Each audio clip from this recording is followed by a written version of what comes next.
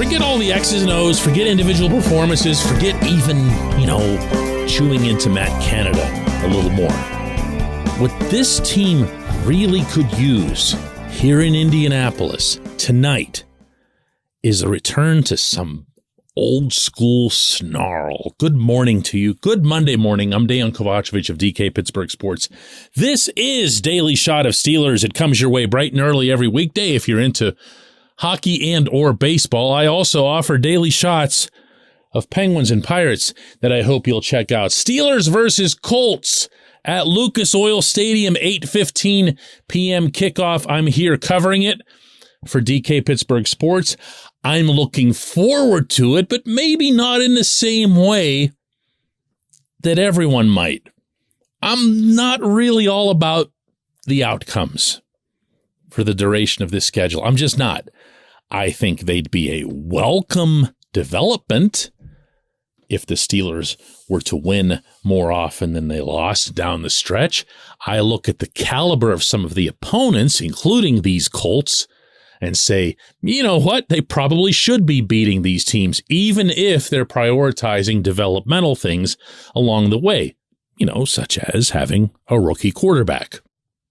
But I look at this matchup in particular against a team that's now being coached by a guy with absolute zero coaching experience, that, of course, being the great Jeff Saturday experiment that's happening here. And it's not going to be about outsmarting them.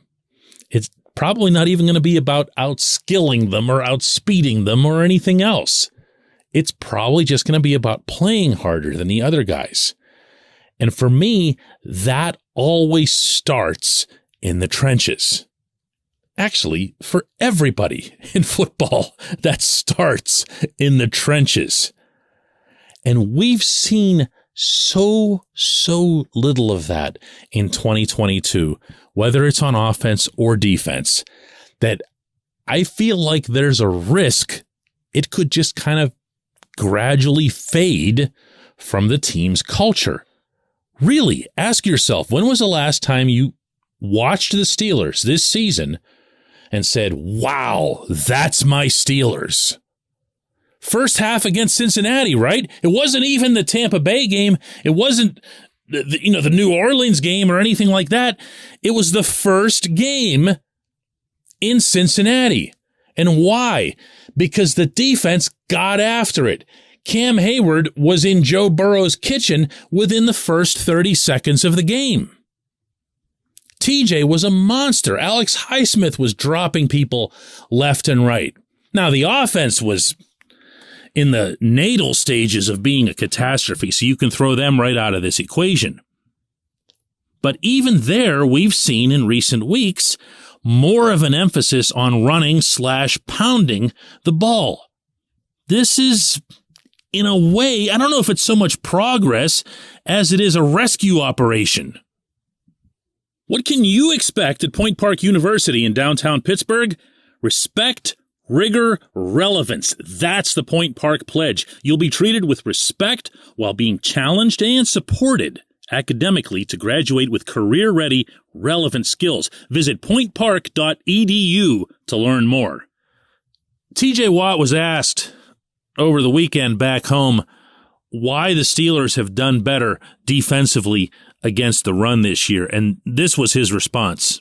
I think it's a mix of a lot of things. Scheme, just guys being more aware of their gap, trusting everybody in the back end. I don't know if you can pinpoint one thing in specific, but I think we're taking a lot of pride in it this year. And he's right, obviously. When you ask Cam Hayward a similar question, you'll get a similar answer. They'll talk about filling gaps. They'll talk about trusting each other. They're not going to get into, hey, we fought harder, because that's just kind of presumed that you should be doing. But in this challenge tonight against the Colts, and Saturday himself has spoken up about this with the Indianapolis media, it's going to be about Jonathan Taylor. It's going to be about stopping Taylor or not stopping him. And a lot of that is just want to. A lot of that is just, as James Harrison used to say, beat the man across from you. That's where this team needs to get to. It needs to get back to that defensively like all the way back. The stats are nice. The numbers are okay. But the fire and the spirit and the fear factor and all that other stuff, no, not since week one. Offensively, of course, it's different because everything's a challenge on offense, in large part because of Canada, because he has no imagination, has no plays, and I said I wasn't going to make this one about Canada, so I'll get back to it. They need to play harder. They need to run harder. They need to block harder. The offensive linemen all tell me to a man with gusto that they prefer running the football. You know why? Because all blockers do. Because it's a whole lot easier. It's a lot simpler. All you do is you see that guy's eyeballs in front of you and you try to shove him back as far as you can. You're not really all that worried about where your X should go to their O. All you're doing, for the most part, there's pulls and there's schemes and there's assignments, but for the most part, you're just pushing downhill. It's a machismo thing. It's okay to say that. It's a machismo thing. It just is. You want to be the tougher dude. And all too often, they haven't been. They haven't been.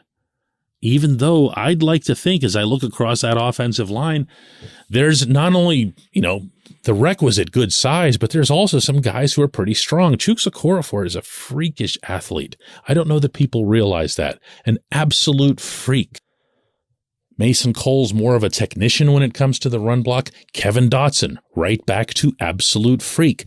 Dan Moore, actually, for all his many struggles this season, has been a decent run blocker. Why? Another guy who's just kind of freakish with his athleticism combined with his size.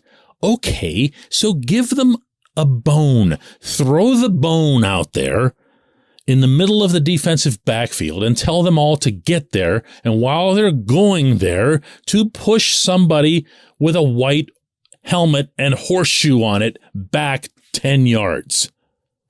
That's a lot of what this team needs, I believe, in order to start sorting out the guys that you want to have back on either side of the trench and the guys that you don't want to have back. This is a pretty good night to begin sifting through all that. When we come back, J1Q.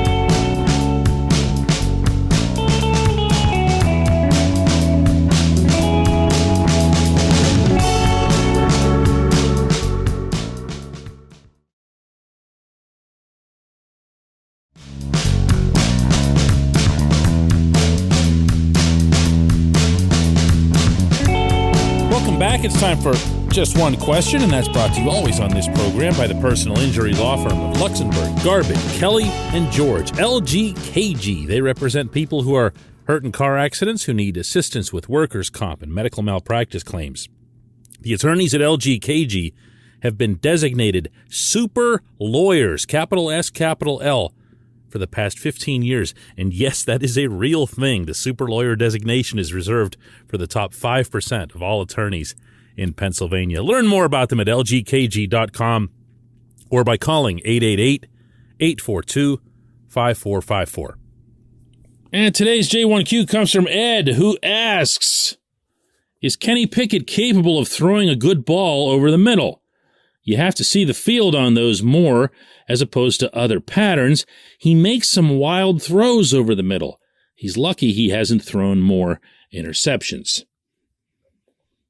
Ed, I'm going to go back to some stats and some data that are available to all of us now. This used to be like NFL top secret stuff. And now that you have NFL Next Gen Stats, which is issued by the league to the public, which is amazing information. I can't recommend it strongly enough, but also a lot of other film review analyses that are out there, Football Outsiders, Pro Football Focus.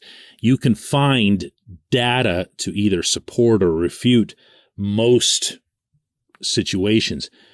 With Kenny's, it sounds to me like I'm about to throw you for a pretty big loop here. Kenny's made 274 total dropbacks in the National Football League. He has completed exactly 7 passes of 10 or more air yards between the numbers. And before I proceed, I'm going to be specific about what that means. Picture the football field, everything between the numbers, down the middle, and 10 or more yards of the football actually traveling through the air as opposed to just hitting somebody on a quick slant and they take off on it. He has 7 total completions of 10-plus air yards between the numbers. And if that sounds really low, it is. Guess what else? That's right. You know what I'm going to say here. They don't throw there. Like ever. I'm looking at the graphic that accompanies this information, and out of the 7 times he completed passes in this vicinity, I'm counting, and they're orange dots here, so give me a second. 1, 2, 3, 4, 5, 6, 7 incompletions. So he's only put 14 total passes there. So when you're watching the game, kind of the same way that I am, whether it's on TV, whether it's live, whatever, you're thinking, man, he just doesn't hit anything over the middle. The real reason you're thinking that is they aren't throwing there, and that's always a they. That's never just the quarterback, because you're not going to throw over the middle of the field 10 or more air yards away and have that be your second or third option. At least not very often. You'd have to be like Ben Roethlisberger in his 10th season to be finding extra options that far down the field straight away from you. Those are set plays. Those are primary options. Those are first reads. He's not being allowed to do that. Are you seeing and remembering him misfiring on some passes? Yes. Are you seeing and remembering him connecting on some passes? Maybe not as much, because it's a dangerous place to throw the football, and the human instinct is going to be to cringe a little bit when the ball goes up there. So you're going to remember the bad more than the good. I don't mean to psychoanalyze you here, Ed, but I really think that's kind of what's going on here. And I'm not making excuses for Kenny either. He's not been great. But whenever you talk about certain individualized components to his play, you've got to be able to look at the information that's at hand and reach the correct conclusion before you go about fixing anything if you're the Steelers. So do they maybe see a problem here the way you do? It's possible. It's possible. It's possible that that's why they're not letting him throw there. It's also possible that this coordinator has no imagination, no ambition, and no wish to even come close to the risk of a turnover, and so he runs the offense that he runs. I'm betting on the latter. I appreciate the question. I appreciate everyone listening to Daily Shot of Steelers. We'll do another one of these after the game tomorrow.